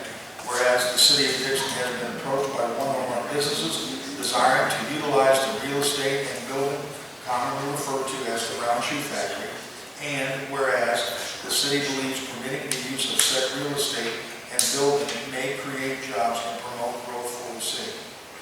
Now therefore be it ordained by the mayor and city council of the City of Dixon, Missouri as follows. Section 1.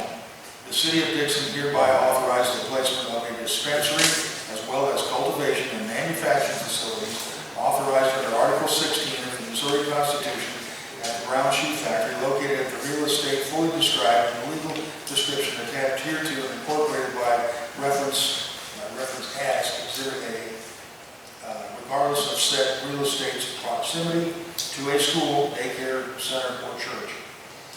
The city requires that the following safety and security measures be in place before this facility. It's got the end facility becomes operational on the real estate. A, outdoor operations or storage. All operations and all storage of materials, products, or equipment shall be in a fully secured area inside the building structure or outdoors on the property in an area enclosed by a razor wire fence at least 10 foot in height, not including the razor wire. On-site use is prohibited. No marijuana may be smoked, ingested, or otherwise consumed on the premises of any medical marijuana cultivation facility. C, hours of operation. All medical marijuana cultivation facilities shall be closed to the public between the hours of 10 p.m. and 8 a.m. No persons not employed by the business shall be on the premises at any time without being approved entry and logged in by building security personnel and are required to obtain a visitor pass. Display of license required. The medical marijuana cultivation facility license issued by the state of Missouri shall be displayed in a prominent place in plain view near the front entrance of the facility. Section 3. The city reserves the right to further restrict the locations and conditions of said facilities after due consideration and comment by the public as to appropriate restrictions. Section 4. All ordinances or ordinances in conflict herewith are, to the extent of the conflict, hereby repealed.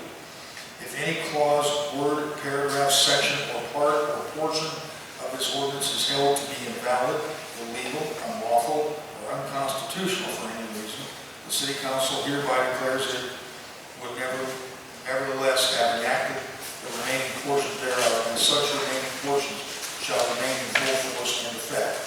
This ordinance shall be in full force and effect from and after its passage and approval.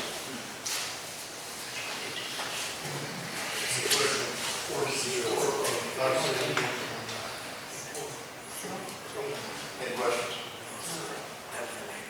I'll make a motion for a second reading of ordinance 571. I'll second.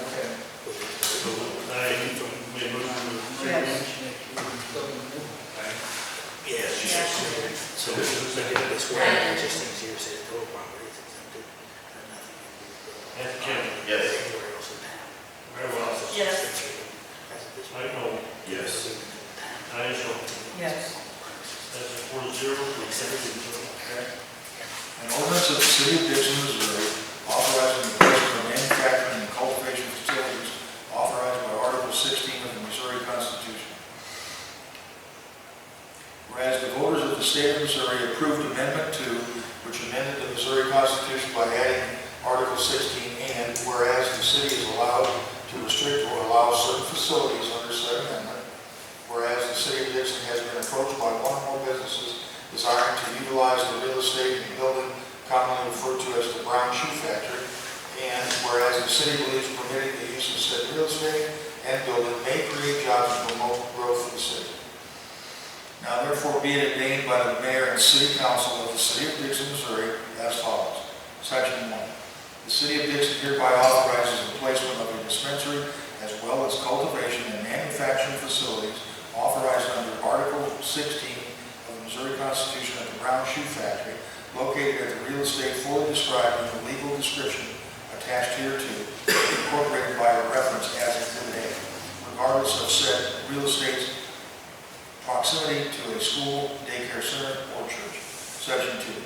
The city requires that the following safety and security measures be in place before any facility becomes operational on the real estate. A. Outdoor operations or storage. All operations and all storage of materials, products, or equipment shall be within a fully secured area inside the building structure or outdoors on the property in an area enclosed by a razor wire fence, at least 10 feet in height, not including the razor wire. On-site use is prohibited. No marijuana may be smoked, ingested, or otherwise consumed on the premises of any medical marijuana cultivation facility. C. Hours of operation. All medical marijuana cultivation facility shall be closed to the public between the hours of 10 p.m. and 8 a.m. No persons not employed by the business shall be on the premises at any time without being approved entry and logged in by building security personnel and are required to obtain a visitor pass. D. Display of licenses required. The medical marijuana cultivation facility license issued by the state of Missouri shall be displayed in a prominent place in plain view near the front entrance of the facility. Section 3. The city reserves the right to further restrict the locations and conditions of said facilities after due consideration and comment by the public as to appropriate restrictions.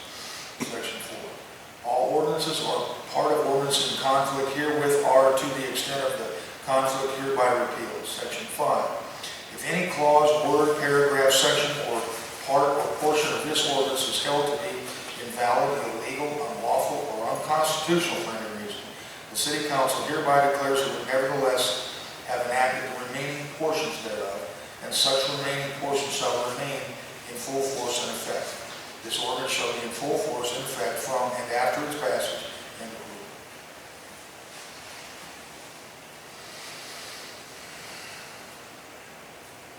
I'll let you look at that, the ordinance. Go ahead, That'll be one. Go ahead, Chuck. Sorry. Aaron, did you see that? Like it. Right. Ed Campbell, Yes. Mary Wells, Yes. Mike Ball, Yes. Diane Schultz. Yes. That's 4-0 for read third, and final count for ordinance 561. Okay. Ordinance number 571. An ordinance of the City of Dixon, Missouri, authorizing the placement of manufacturing and cultivation facilities authorized by Article 16 of the Missouri Constitution. Whereas the voters of the state of Missouri approved Amendment 2, which amended the Missouri Constitution by adding Article 16, and whereas the city is allowed to restrict or allow certain facilities under said amendment. Whereas the City of Dixon has been approached by one or more businesses desiring to utilize the real estate and building commonly referred to as the Brown Shoe Factory, and whereas the city believes permitting the use of said real estate and building may create jobs and promote growth of the city.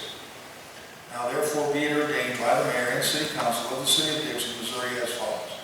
Section 1. The City of Dixon hereby authorizes the placement of a dispensary as well as cultivation and manufacturing facilities authorized under Article 16 of the Missouri Constitution at the Brown Shoe Factory, located at the real estate fully described in the legal description attached hereto and incorporated by reference as Exhibit A, regardless of said real estate's proximity to a school, daycare, center, or church. Section 2. The city requires that the following safety and security measures be in place before any facility becomes operational on the real estate. A. Outdoor operations or storage. All operations and storage of materials, products, or equipment shall be within a fully secured area inside the building structure or outdoors on the property in an area enclosed by a razor wire fence at least 10 foot in height, not including the razor wire. B. On-site use is prohibited. No marijuana may be smoked, ingested, or otherwise consumed on the premises of any medical marijuana cultivation facility. C. Hours of operation. All medical marijuana cultivation facility shall be closed to the public between the hours of 10 p.m. and 8 a.m. No persons not employed by the business shall be on the premises at any time without approved entry and logging in by building security personnel that are required to obtain a visitor pass. D. Display of license required. Medical marijuana cultivation facility license issued by the state of Missouri shall be displayed in a prominent place in plain view near the front entrance of the facility. Section 3. The city reserves the right to further restrict the locations and conditions of said facilities after due consideration and comment by the public as to appropriate restrictions. Section 4. All ordinances or part of ordinances in conflict herewith are, to the extent of the conflict, hereby repealed. Section 5. If any clause, word, paragraph, section, or part or portion of this ordinance is held to be invalid, illegal, unlawful, or unconstitutional for any reason, the City Council hereby declares it will nevertheless have enacted the remaining portion thereof, and such remaining portion shall remain in full force and effect. Section 6. This ordinance shall be in full force and effect from and after its passage and approval.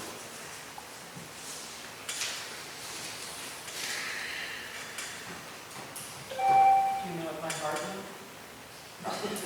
If anybody has any questions, somebody make a motion to pass ordinance 571. I'll make a motion that we pass this ordinance 571. I'll second it.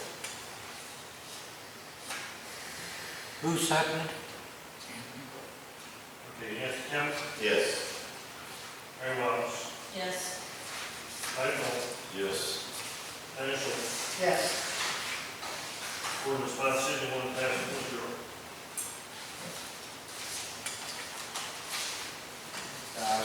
These were looking at copy. Yeah. Maybe we could probably get you one before we leave. Okay. This is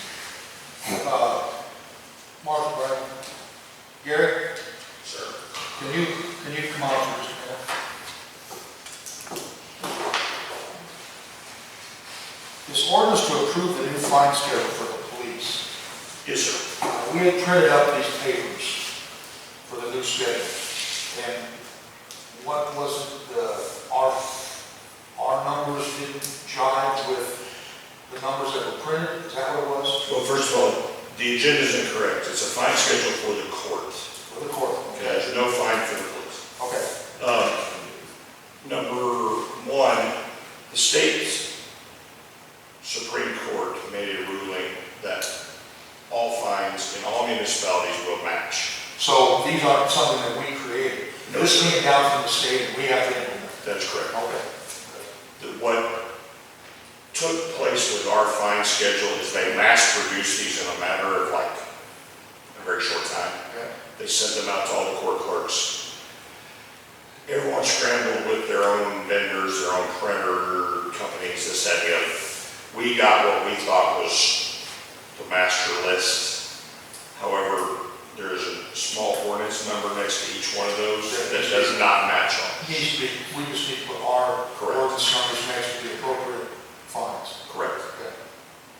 But we haven't quite. However, we have to pass an ordinance adopting the state's mandated fine list. Even though it came from the state. Correct.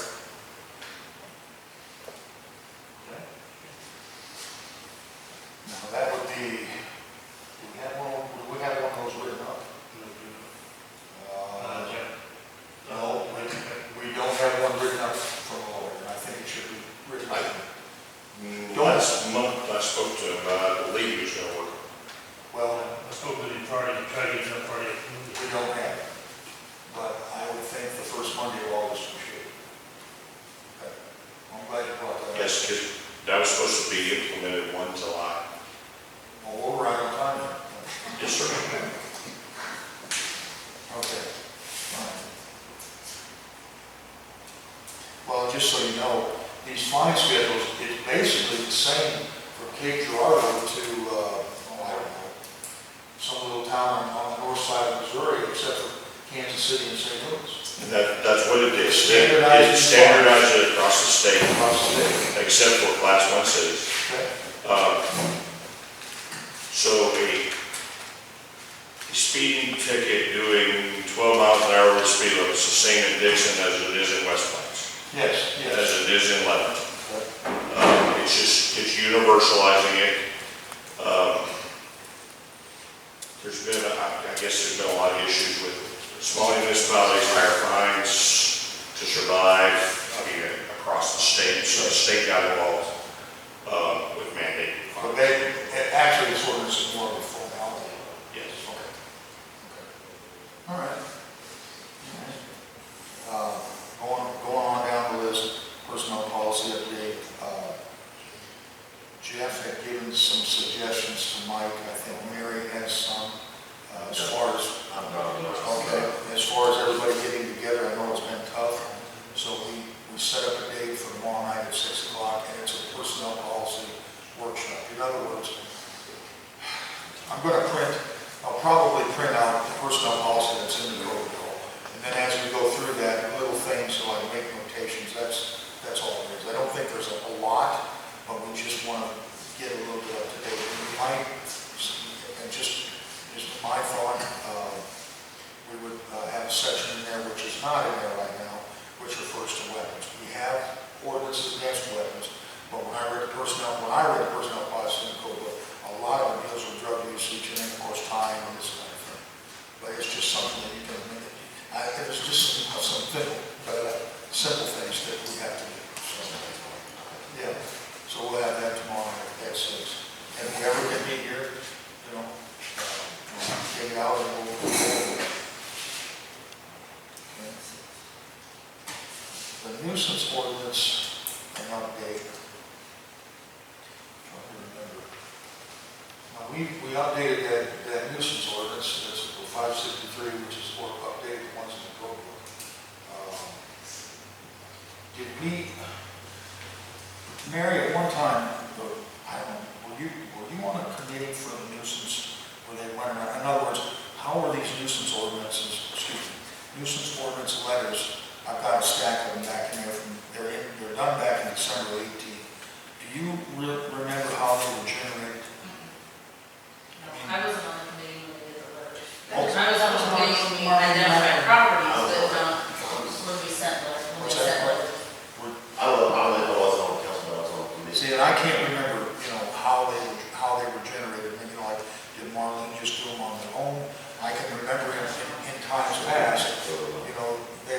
say, if in your ward, if you see something that, you know, if you got a yard in your neighborhood that's just way outgrown or whatever, bring to the attention of the council, and then I we'll mean, I proceed. know people got letters, but I thought they came from The City letter, Hall. it was a generic letter, and they just put it. Yeah, but I thought it came from City Hall, I didn't know. I believe they did come from City Hall. There's a few of them that letterhead don't have them on, and the rest of them, they don't have letterhead, and they don't have dates on them, but there are listed people, you know. So, I didn't know how you guys wanted to proceed with all of that. Well, I think we can proceed in time, but we still have to get past the fine category. That's right, that's right. We okay with that last time. Well, and we haven't heard anything back from Terry Mitchell. That's what we're waiting on, because we can't technically enforce Yeah. anything. All right, all right, Because we can't attach anything to the property tax. true story. We can send out the letters, anything, but we couldn't enforce it on there. Yeah. Well, it doesn't mean you can't send out the letters, you know. Well, let's get back to this. You know, you got somebody's neighborhood, you know, where the grass is 2 foot, we just can't stand it, we send 2 guys to mow it down, but we can't charge them right now for what we did to that yard. With the agreement with Terry Mitchell, then you could add X number of dollars to the tax. December 2018, though, when things have changed.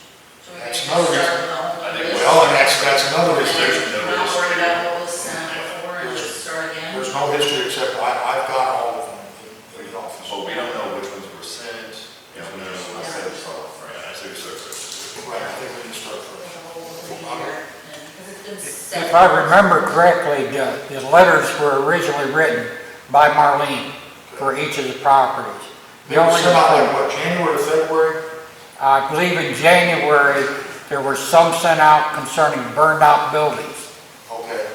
They were the One only ones that I officially sent out. remember is Kathy.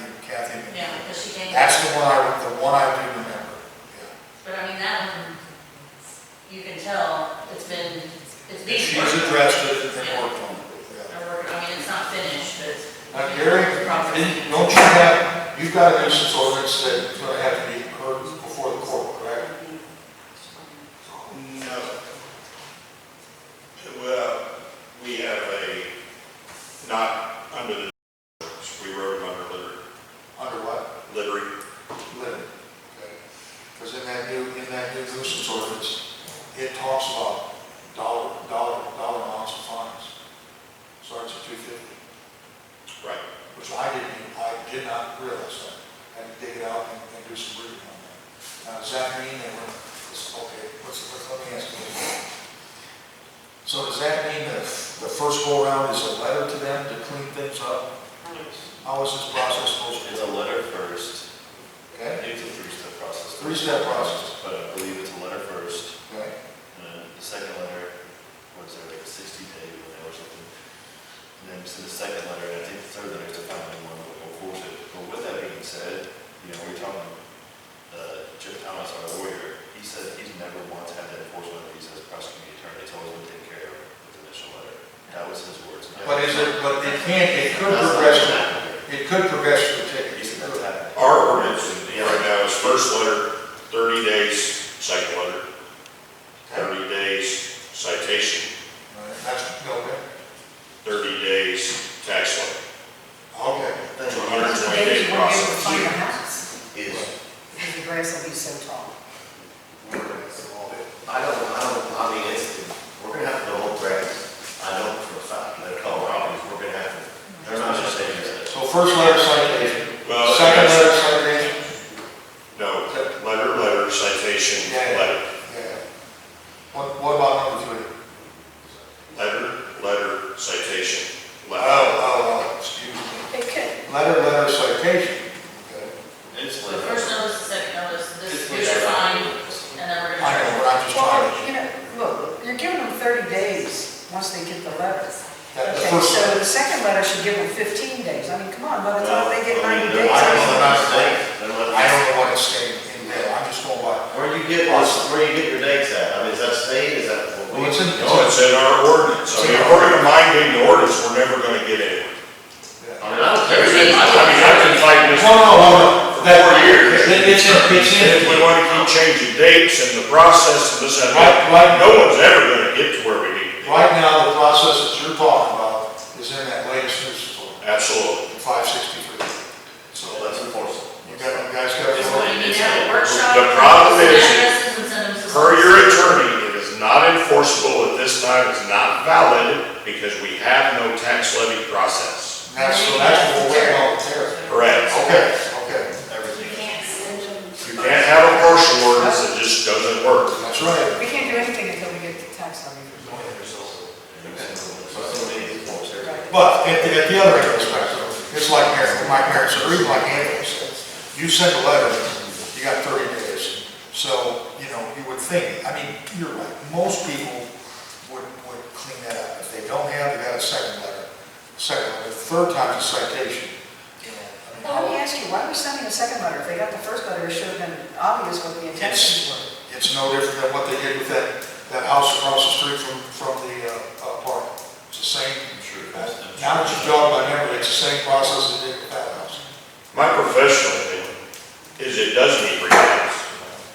I mean, if you look at this process, 120 days from start to finish. That is true. So if you have a person who's not mowing their grass and is ready, Yep. by the time this process is done, you're hitting another season like winter. Well, you'll be. And why are we mowing grass then? You'll be raking leaves. So you had no penalty for a 4-month penalty, for a 4-month period, trying to enforce somebody to grow or mow their grass. Kind of silly. That's why I'm saying, why send a second letter? The second thing should be a citation. If you don't get the message on the first, I mean, I don't know how many. I think don't know there's if selectors legalities send that out to require a them. second notice. I believe, I think there's a reason for it. Yeah. There's a reason for that. For I the mean, if we process. can do it That's in place. 30 days, 15 days, then, I mean, someone And then a needs to check citation. into that to see. But I will go back to what I said before. Letters were generated in December, they were sent out in January. And honestly, this is probably the first time we've talked, it's been brought up. It's 6 months, 7 months later. If that then letter or You see what I'm saying? Those letters were focused on houses. Well, they were, okay, that may be. I mean, But they were still nuisances. Right, But right, all I'm saying is I haven't seen any feedback on any of them, other than Catherine and me. I'm not mad What about about the ones on South Main? There were some that did take action after the it. first Okay, one. then I understand correctly. The two on South Main. But once again, does that get Terry Mitchell involved? Because we can't levy anything. because- Terry Mitchell cannot get involved in And the nothing. housing, that's what it is, it's something that they're It's gonna on a demolition. No, demolition's a whole different deal. Yeah. But I've got something else working on. And there is a process, and I think that's the holdup with Terry, is there's a process from our judge adjudicating the citation, Okay? okay? So, I mean, you give them a fine. But then there's a process before, in between that middle part, before somebody decides it's now a tax levy. You know, I mean, you went from a judge's order, here's your fine, now what? And I think that's the missing link. Well, now, if they get a citation, don't they have 30 days to comply before they have to pay? What do you mean? If they get a citation, okay, and if they're told that you're fined, they go to court, the judge says, okay, $250 fine, so I give you 30 days to. Well, I didn't even think of that. Then, believe it or not, the citation process adds a whole lot of days to your 120 days, because when we write tickets, I might be writing citations on a cycle, a court cycle, that's 45 days out. We Yeah, what I'm saying is, just ran once into this it. person goes, listen to what I'm saying, once the person goes to court, and the judge says, okay, I levy this fine against you, you have 30 days, or you have to pay a $250 fine. Is there a stipulation like that exists? I think the You're jury. in a whole Or does different the judge range. make That's that? judgment. I enforce the law, I'm making The first judge in my days, but I'm answering the citation, that's just fine. I mean, I heard They'll get extra time. Well, and what Mary said, Ordinance. what Mary said, I would probably tend to agree with. It sounds like there's some still unresolved issues. We're waiting on Terry. But okay, let's say we get Terry, then where do we go from there? So it would probably recommend, to me, in my mind, is get out 563, go over it, and get the process, make sure we got the process down, like these letters that have been sent out. I'm not saying there was never a follow-up, I just didn't remember hearing anything about that. as he said, there has been. But keeping on top of those helps us too, I think, so. My opinion is that it's a water issue. We've had two different attorneys work on this 563 for the last 3 years. That's right. It's never been finalized or final rate. Right. The sad part about it is I can call tomorrow and I can get you 3 different nuisance orders from 3 different fourth-class cities, anywhere from 9 pages to 27 pages. And sure, we did that. Take your pick. But nobody wants to do that. We did that. All the private lawyers, they're lawyers, they all are truly. We can have it as far as the grass and stuff, we can start enforcing. I think it's, I think they already did that. They've already built other towns and got those ordinances. Jeff has constructed a new ordinance. Yes, 563. It's- Now, if you don't have a copy, It's got that- no, you may not have a copy of it because that ordinance is not codified in the code. He just brought it to us, I think, last time. That goes back to what Mary I asked. don't have a copy. Well, last time, the 563 had to be finalized, and then we had to have a whole separate ordinance for Terry Mitchell to collect. Which I believe we did that. That was done. Yeah, let's get it That over. was done. Yeah, you need to contact Terry because she's not gonna remember. Yeah. It's at the top, it's at the top of the list. It's at the top of the list for tomorrow. Top of the list tomorrow. But I also think, like what Marion talked about with a nuisance workshop, we'll call it a workshop because anybody can get involved in it. If at that workshop somebody decides to make up a little committee that might be in charge of reviewing those and follow up, it's a lot of things that we can talk about. We do have something in place, but not everybody, I'm not crystal clear, I'm kind of clear on it, but, there's still things to be done, so. Well, we need to get it implemented in Right. place.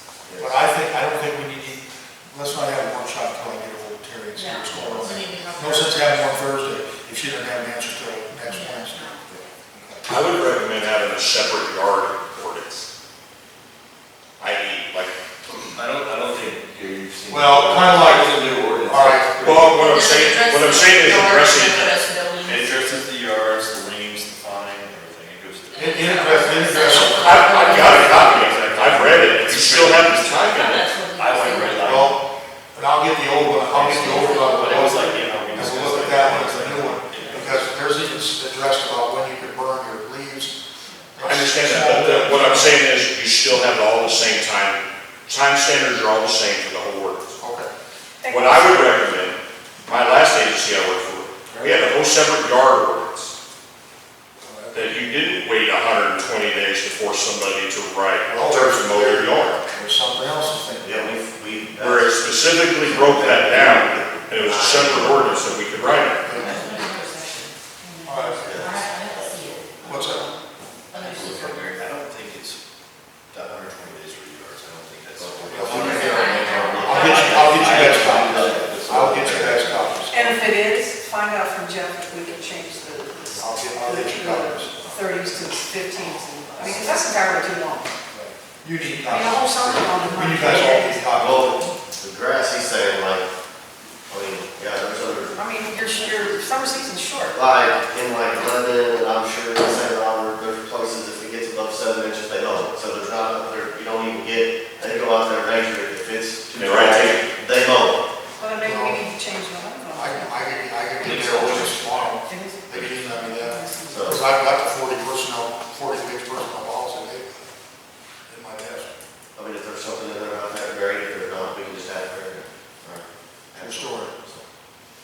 Okay. We'll, at this time, need to get hold of Terry tomorrow, and we'll go from there. You and I will look at that.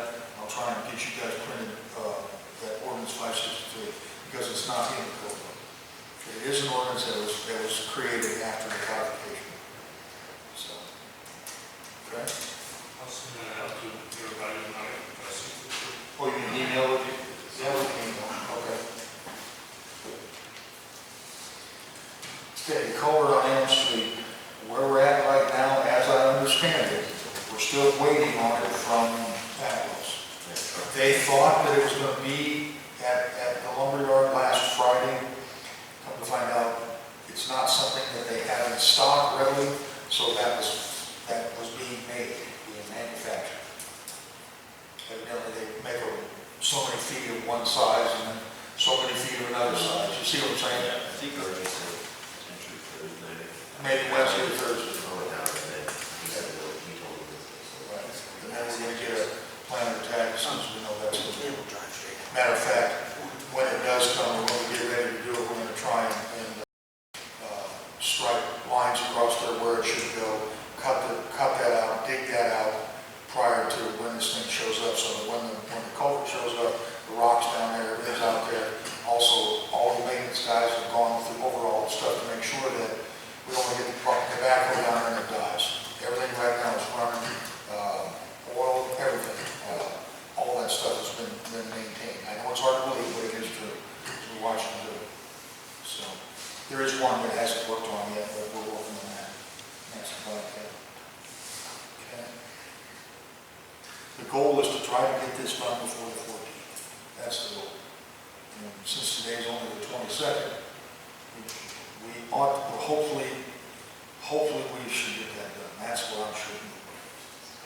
I think we were trying to talk to them, they thought it'd be like, a week out. And it's turned into Yeah, yeah. weeks now, that's Yeah. the.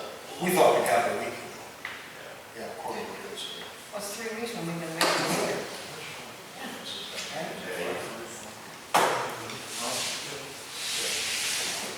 Can't they go ahead and get the ditch prepared for the culvert? I would like to, but I hate to have that thing sitting there for 3 days, completely Yeah, open. that's just asking for a disaster. Just that would be my only concern. I mean, that would be my concern. I don't foresee that being half a day project to dig it out. I don't foresee it being honestly a couple hours to dig it out, so. Probably take longer to move that concrete wall that we're going to use to berm the side of the ditch below that. Or take a little time, to get that out of there. But Admiral said he would set it, correct? Once crew it's at that, So Admiral's even going to set it for us. Which they didn't have to, and they said they would. And I said, thank you. So, the last thing is this culvert ordinance 531. That's the one that talks about the culverts replacement. 531, you said? Yeah, 531, that's the ordinance that talks about either if somebody needs a culvert, either the customer, the homeowner can buy it, then we would put it in, or we would buy it, and they would pay to put it in. But also the last paragraph talks about once there, it's any culvert is responsible of the cities. And after doing all this pencil work and all these bills, all these other expenses, my recommendation is to repeal ordinance 531. Got a question. Pre-existing culverts that have already been, the city's already been made aware of, you will go ahead and replace those, right? Hadn't thought of that. Okay, well, I've already How many you got? service orders that How many you got? There's I 3. mean, I think we could, I would say this, if they're bad, we could replace them, but I'm just gonna be honest, we don't have the money to cover a bad culvert if it happens again. We just Well, don't the have homeowner doesn't have the money either. That's right. it. Neither do we. We don't have the money. The city We don't have the money to do it. The We can, ordinance says you will do we it. can repair, we can replace the culvert. We will replace the culvert. But after that, I do not think that the city should be responsible. This is my opinion. I don't think the city should be responsible for that culvert in perpetuity from the time it's put in.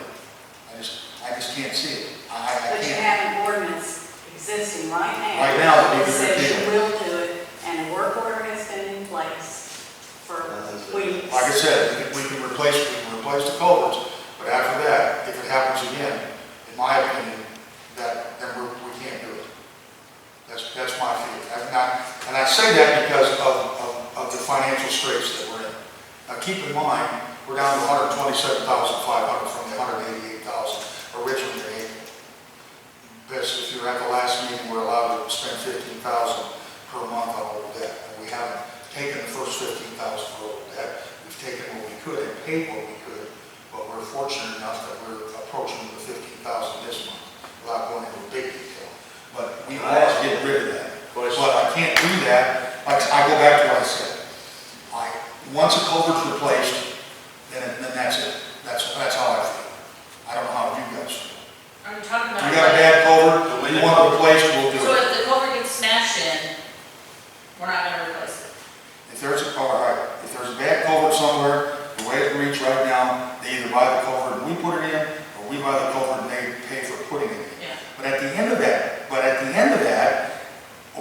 says if it happens again, it's entirely the city, entirely on the city.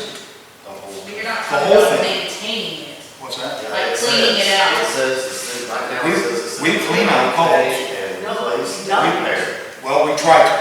Now, let's get, But that was hold on. my, is the city Hold gonna on, let's be get to that. responsible, is the homeowner gonna be responsible for cleaning out their own? Let's get to that. No, let's get to that. We try and clean out the culverts. Now, we don't have the jet truck. It's down. It don't work. All right, you can use the fire truck maybe and hose them out. You know, keep in mind, we have Ernie Mantola down at sewer plant. We have Steve Gunderson and we have Shane Hogshoe. That those are the three that are full-time, and we have Art, and he's part-time, that goes down and helps out. That's all that we have for manpower right now. Now, we do have, I would say, we've got utility, we've got everything back up running. Even the trash trucks are running, and furthermore, since we're on this subject, one of them has been totally cleaned up. Whether anybody knows this or not, those trash trucks have been sitting there full of trash for God knows how long. So you can imagine what that is, but that one's been cleaned up. Both of them do run. Both of them will run right now. The utility truck, matter of fact, the sludge truck will run. We have one part that we don't have yet, but we're just working on that, trying to get that taken care of. Were those on the list of stuff that we were gonna surplus? Is that- No, I don't believe so. So, anyway. We had a list of stuff that we were gonna surplus, and that's not been done yet. I've been asked every week, my three. We've got the list. I'll give you the list. We've got the list, we've got the list, we just I mean, haven't got post it it. so that local people can at least look at it and see what it is. I think if we do it on purpose, everybody will. But we can have a list here too. I don't know anything about it. We can have a list here if you want. We're going to have stuff on it. Anyway. Because people keep asking about it, so. We don't have to vote on this culvert ordinance tonight. I just wanted to let my feelings be known and why I felt the way I felt. Keep in mind, there's not another city around that replaces your culvert for free once it's replaced. Are you sure about that? Is that? We're gonna do some more research. Yeah. Yeah, Rick's one. Well, let me step in. I don't think that's Let to be maintained by the city. me step in. I had my culvert in 2008 replaced because it was rusted out at the bottom. Now, the next one's gonna be on me. Okay, that's what I was told. When that one initially was put in, the next one was gonna be on me because, well, How would you track, Yeah, how would you track when somebody's culvert's bad? Because it's Well, we already already replaced there. this once. That's what he's saying. It's already there. What I'm saying is if the guy has a culvert that goes bad 3 years from now, Yeah. well, wait a minute, did we fix this, or did we not fix this? What they did is they Because just. you're saying, well, we'll do it once. They Well, just. you're gonna have some kind of tracking system. What the state does, they just erase the state of, or MoDOT, the state of Missouri, erased it and put the city of Dixon in there. We have the same ordinance that the state of Missouri does. So if the culvert ever goes bad, then the state has Oh, to pay state, for it. right. Then the state's supposed to take care of the whole thing for the rest of our lives. Good luck getting the state to take care of it. Well, they'll replace it, but they put what they want to in there. If you want something different, you have to pay for it, and they put it in. The problem is if. Like I said, that's- culvert, and then, I mean, culverts are there for a reason. My opinion, if it goes bad once, well, I'm gonna tell you something. The they reason can why. buy it, hold on, they can buy it and we'll replace it, or we can buy it and they can cover the cost, but that's a one-time deal. That's how I feel. Culverts also fall within the city easements of the right of way roads. That's true. It's city property. All right, now let me explain something to you. Which Mine's covered by doesn't- concrete, okay? And because the ditches are not maintained, everybody throws their leaves. They throw their tree limbs, half the trees, everything else, debris, whatever, cat litter, dog litter, whatever. And whenever we have these rains, these heavy rains, it washes over my culvert. Now my concrete is all cracked and ready to be replaced. Because if I don't replace it, then my culvert's gonna fall through, okay? Which means now, whose responsibility is it? I was told it was my responsibility because the first one was replaced. Well, and the other thing too is, we've got a $3,100 bill for an oval or an arched culvert that we've been holding back so that we can pay for that rather than be in debt to those guys. The other thing is, we don't have the money to buy culverts. Well, The money's not there right now. I It's agree not with there right now. It just isn't. Now, I think there's some culverts down there, I don't know what they are, some of them are great big culverts that are way in the back in the ditch. You know, they need to be dug out, but as far as small ones that are used in driveways, we don't have the money to buy them. But you know, Alan, if That's we what would you get our, guys are gonna do is instead of paying. Not right now. Replace all the culverts. So we're. No, I'm not saying that. No, I just wanna make sure that we're clear that, everybody hears that, so instead of I paying wasn't asking sure bills, if the ordinance and was go out of debt. replacing the entire culvert or maintaining the culvert. but we can't What do is, that. I thought it said that once it was in there, the city was to maintain it. Well, then we'll, okay. So by maintenance, are you talking about All right, then repairing we'll- it, fixing it, The way the ordinance taking it out? says, the way the ordinance is stated, as soon as it rots, the city will replace it free of charge. We'll dig out yeah, that's the way mine. we'll dig out 541, and we'll email that to you. We don't have to See, if decide. you take those, if we would get a program, a preventive maintenance program set up, I mean, right now, if you get rid of it, it's like, what do you do for the stuff that's already there? Right now, we have Right now, you something gotta that keep- says. yeah, Before take care of this it. came into effect, the only people that I know that actually knew about it was him and him that I know of. Well, I knew about it, I was at the council meeting.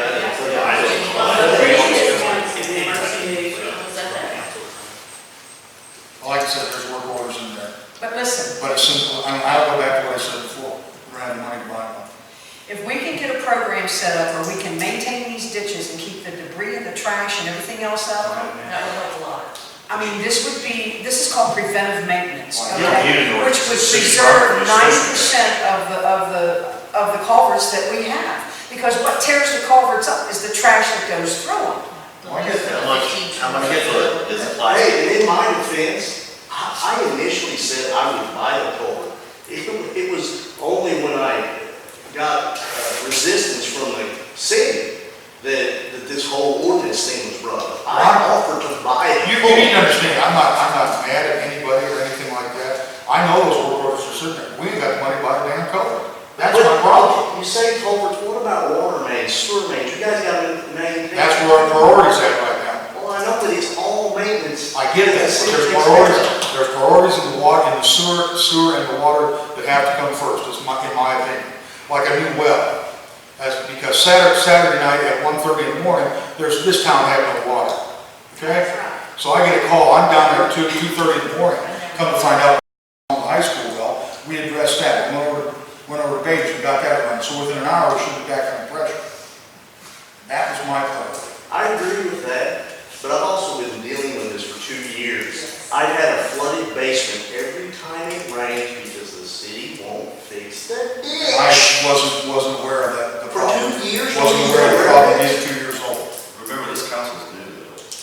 It's the same city though.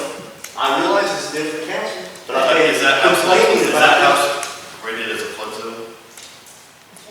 No, it's not rated as a flood zone. I've got insurance on it. They wouldn't insure it if it was a flood zone. Just curious. Well, how big is your culvert? Yeah, the ditch worked, it wouldn't. How big is the culvert? It's the Elm Street culvert. There's no culvert down there that I'm aware of. So there's no culvert. The first culvert is the one that starts the problem. All the water from the hill comes down and right into my basement. I've got video of it. What diameter are they? Probably 12-inch, they're both 12-inch. Okay. Yeah. It's like the one. What do you think they are, 20 foot? That's at the bottom. I'd say, yeah, I'd say Filled those with stuff, and then the people on Elm Street, their yards were getting flooded because the water was trying to get to the creek. So it was going right through their garage. I've got videos, pictures, I mean, years worth of evidence. Yeah. And all I asked was the ditch to be cleaned up. That's all I asked. Right. There you go, that was my point. I mean, that's all I asked for We 2 got, years. like I said, we've got maintenance guys out there, they're doing what they can. We've got a list of things that we're gonna try to work on. When it rains, when it doesn't rain, take them in the list. We've got those work orders. Well, since we're in such dire straits, why don't we just have a citizens' day and have all the citizens get together, and maybe we can clean it up just one time? No, seriously, I'm serious. I mean, today, this is. I'm serious, I mean, just clean it up. Have to have it cleaned. Well, I'm sure that we can come up with something. I mean, at least get the debris and the trash and stuff out, you know what I mean? Like the tree branches that everybody wants to throw in the ditch and not burn. We just did city cleanup day 4 weeks ago. Yeah, we just had it 4 weeks ago. Well, I'm gonna call tomorrow and see what those cost. I mean, what's the culvert, what's a 12-inch plastic culvert? I just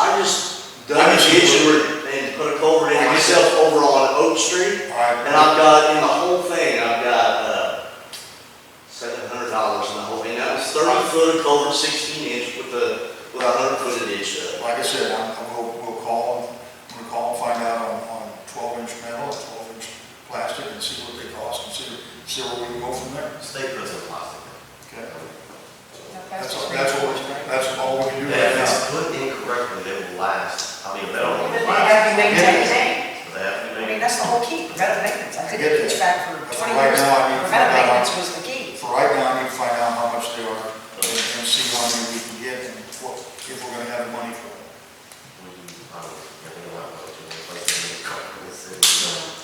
So, we'll hold off on, Ordinance states. you guys will, when we get done here, we'll email 531, because Mary's got good questions, what exactly does What it is say? this next, what is it talking about? We'll email Talking all about those. maintenance, or is it talking about a complete replacement? I'm gonna read it. You can read it, we'll email it then too, okay?